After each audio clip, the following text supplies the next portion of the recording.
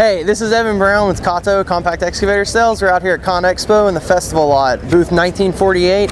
Today we're talking about our 17 VXB. It's our newest battery-powered excavator, completely powered by lithium-ion battery. It's got an 8-hour runtime. If you're familiar with our 17 diesel version, it's the exact same machine. We've just installed a battery-powered system, electric motor.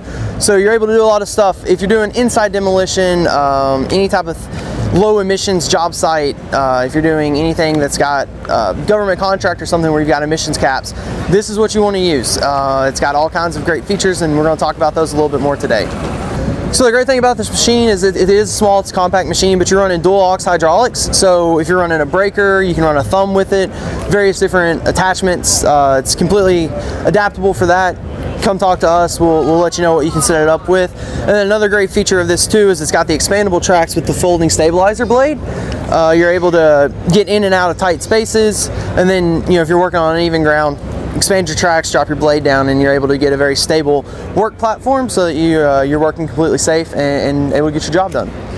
So with the battery technology in this, you have an 8-hour runtime on a full charge. It does a 30% recharge in an hour, and then it'll do a full recharge in 8 hours.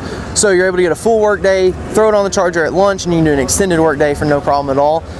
Charge overnight, you're ready to go the next morning, and so you're not losing any time or anything like that. You're not waiting on your battery or running it dead or anything like that. And that's a full 8 hours working day. So sitting there digging, working, it's not just 8 hours of it turned on.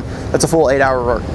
And it's all the same performance that you're used to? Yeah, so as far as the strength and everything, it's probably actually a little bit stronger just because of the responsiveness of the electric motor than what you're used to with our diesel engine.